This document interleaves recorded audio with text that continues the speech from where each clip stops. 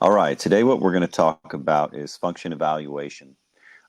This is should be familiar with Algebra 1, but it's very good sometimes to just review some things and make sure that they are what we expect they are.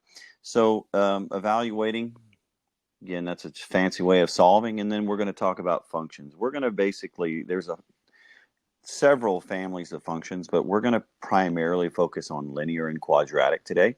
We'll see some absolute values as well, but we're basically sticking to those three. That's not the major concern. The major concern, like we said, is evaluating. So let's talk about what a function is. If you recall, a function is just, a lot of times if you were in middle school, maybe even Algebra 1, they talked about a machine. It's an operation that we send the numbers through, and the results change those numbers as we go in. We need to recognize, first of all, that the way we denote a function is with the phrase that's called f of x. So f of x is going to be what we use. It denotes the function with an input value of x, which is an unknown value. This is called our input value. This is called our independent variable. And then the second part is going to be the y value. And that is our output value. On a coordinate planes, of course, we have an x and we have a y. So as we take a look at these things, keep those things in mind. Input and output value. X being the input, y being the output. What's that toilet doing? So if you would, go ahead and jump into your Delta Math. These will be the first 6 examples that you see on Delta Math. And we're going to work through these together. Again, if you can work faster than I can, that's great. I'm not going to stop you from doing that. So let's first identify what everything means. First of all, the letter F is used most of the time just because of the word function starting with the letter F. But we're going to note functions in different ways. These are all generic letters. But like I said, just because function starts with an F, we usually start in an F. But a function could be g of x. Function could be h of x, a of x. Now, we don't even have to use the letter F necessarily, or X necessarily. We can also use the letter A, C, D. Whatever the variable is will be our value that we see inside of this. Here's one thing that has to happen. Whatever variable we see here needs to be the variable that's used within the function. So I can't say f of c and then go about using the variable x, because what I'm telling whoever this may concern is I'm going to replace my variable x with the input value that we are going to see. So this function is called the function f of x. We are denoting this function with the italicized looking f thing. So that's basically the name of this machine, if you're going to use the word machine like we did in the past. So when it tells me to find f of negative 2, I may have a list of 8, 9, 10 functions, whatever the case may be, and the way that I know which function to use is based on the letter that's in front of this. So what this function is what this evaluation is telling me to do is to take my f of x function, which let's write this out, negative 4x squared plus 10. But we are no longer going to use the x like we see here. We are going to substitute and use the negative 2. Now, most of this work is going to be, the most mistakes I'm going to see are people that are neglecting to use parentheses or using parentheses incorrectly. So make sure that as you're doing these, you're using the parentheses and make sure that you are using those correctly. So what I'm going to do is I'm going to rewrite this function, but just like they replace the x with a negative 2, I'm going to go inside of my function and replace every x with a negative 2. Well, I said every x, we only actually have one, so we're replacing this 1x with a negative 2. Order of operations are important. GEM-DOS, PIM-DOS, however you were taught. At this point, we don't have any variables, so this actually could be put into a calculator and it's going to give an answer. But what we're going to do is practice our arithmetic as well. So the order of operation, the first thing, we do not have any grouping symbols. This is a parentheses, yes, but it is not a grouping symbol. It's a parentheses that refers to multiplication. So the next thing we have is an exponent, -2 squared. If you put in your calculator and it tells you that -2 squared equals -4 or positive -4, that means that you did not put the parentheses around when you put it in. If I go to my calculator and put -2 squared without parentheses, my calculator knows the order of operation, and the order of operation is to square the -2 first and then to multiply times -1. So this is what I mean when I say it's very important to use your parentheses and recognize your parentheses on all of these questions. So we have not used the -4 yet. We have not used the +10 yet.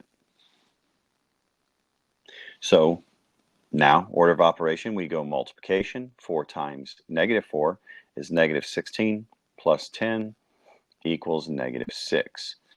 So we had an input value of -2. When -2 went in, -6 came out. So the way we write this answer is the function f, when substituting in -2, equals -6. Now, yours is probably just going to be the -6, but this is the sentence. This is like a math sentence that doesn't even have any words. I basically am telling whoever's concerned, I use the f of x function. I substituted in -2 for x, and the result was a y value of -6. All right, I went kind of slow on that one. I'm going to pick up the pace for the next few. Okay, on this example, the function is still called f. We usually just default to the f of x function, just like we default to the letter x as the input value. But again, recognize those are generic. They're generic. You could have used any letters, but once we've established those letters, we have to continue to use those. So we have an x value that needs to be substituted. What I want you to recognize on this equation is x shows up twice in the function. Well, if x shows up twice in the function, that means I have to substitute for x twice in the function. So let's go ahead and rewrite this thing. I'm going to rewrite the entire function, and I'm going to leave the x's out.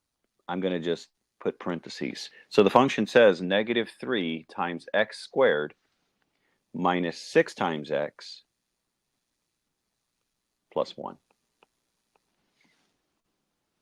But as you can see, we are told that the x value is no longer x. It needs to be 8.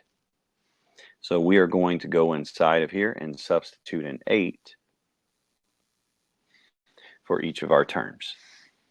Notice my parentheses are there. These parentheses are going to end up showing us that this is multiplication, because multiplication later comes on in this thing. But for now, we're just going to do our squaring. 8 squared is 64.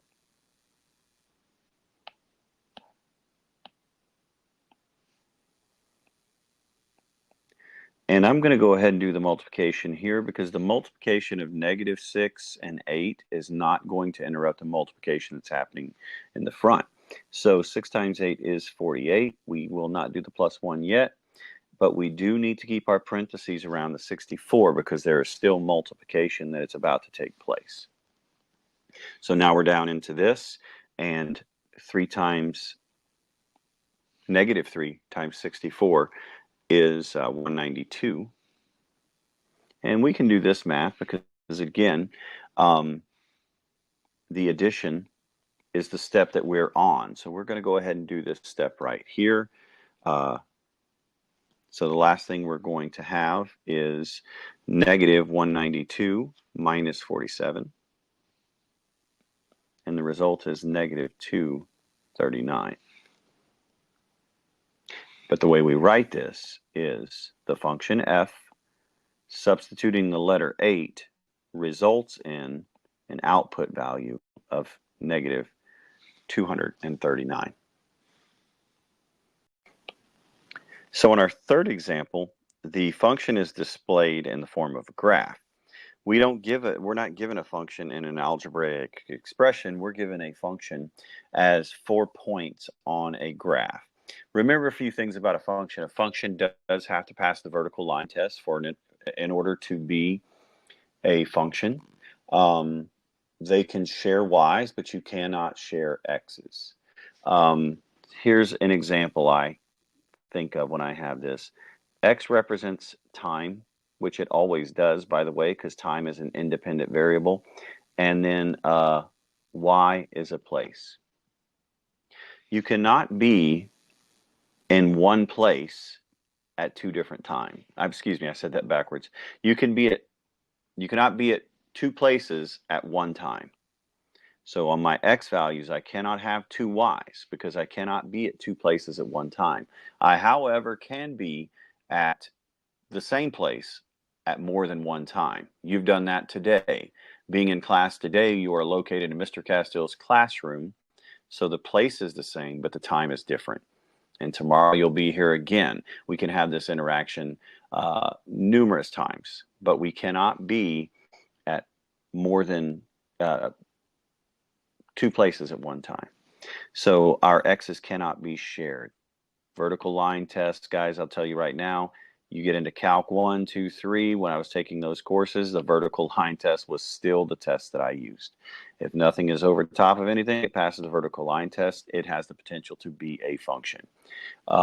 If they do overlap, fail the vertical line test, it cannot be a function. All right, having said that, here's our function. We are asking, what is the function? Because it's telling me the f of x when y is equal to 2. So that is our output value. In this case, we're not looking for the output value. We have an output value of 2, and we are looking for the input value. Think of it this way, x's and y's. So basically what we have here is when on the x-axis is the y value 2. Well, the y value of 2 is right here. So as we look at this graph, we can see the place where our function is when y is equal to 2 is at -3. That's where these 2 points answer. So our x value would be -3. When we have an input value of -3, we have an output value of +2.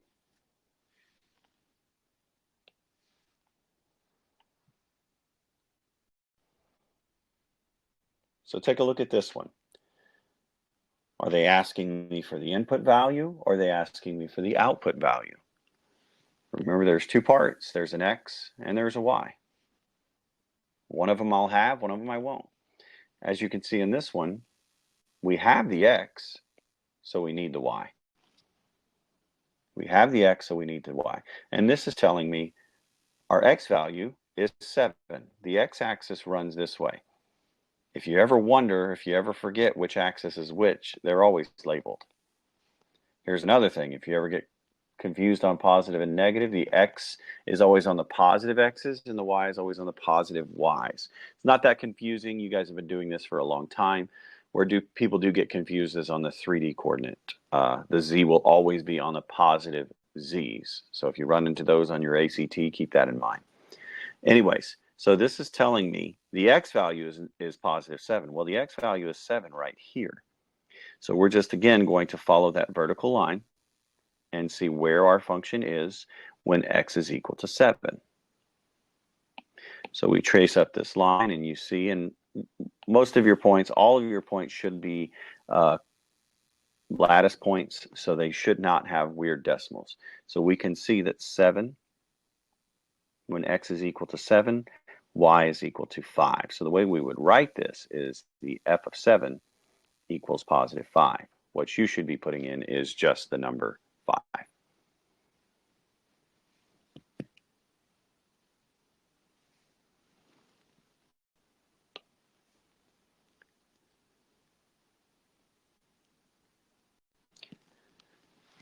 Just two more examples.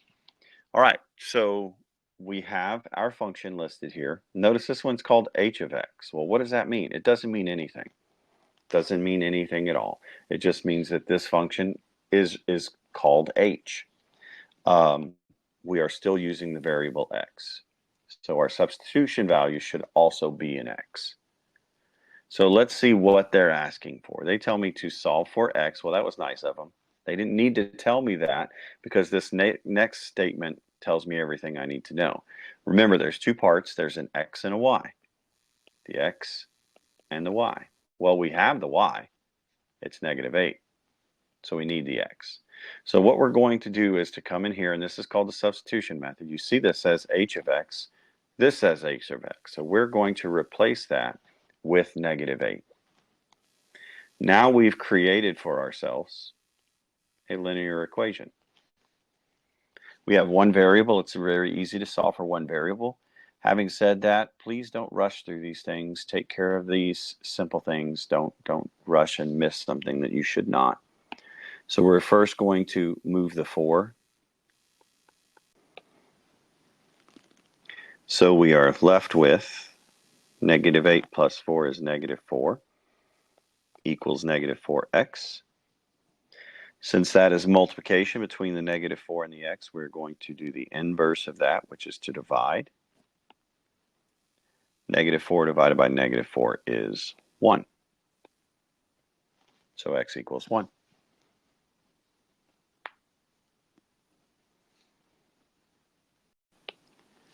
All right, last example here. Says the function is y equal to f of x. So we have the y, we have the x. We have to see what we're looking for. It says find the value of x. Remember, that's laterally. That's the lateral movement. That's the x-axis of the function when the y value is 8. Well, we have something interesting that happens here. The y value to 8, well, there's the y equal to 8. But as we draw our horizontal line here, we can see that our graph crosses this value twice. So let's think about that for a minute. Does that mean that this is not a function? Again, always revert back to the good old-fashioned vertical line test. This is not failing the vertical line test. This is failing the horizontal line test. Those 2 points that it's crossing are not vertical of one another. So this is a function. This is fine. So the answer to this question is there are 2. We see that it's crossing at an x value equal to 3 and also at an x value equal to 7. So we do have 2 solutions on this function. Now, if you're working on your delta math, there's 2 ways that you can get a second solution. What you can do is you can, and the order doesn't matter, by the way. What you do is you go down to the bottom where you put in your solutions. You can either put in 3 and then hit the comma sign and it will pop up a second solution for you. Or if you look on the bottom, there is also a plus sign next to the keyboard. That will give you a second solution that you can put in. It's going to put them in these braces, but that look kind of like parentheses, but they're the squiggly parentheses. That means you have 2 solutions. Right, you guys have your Delta Math assignment right there. You might be ahead and already started on. Good for you. If not, you can begin now. Good luck.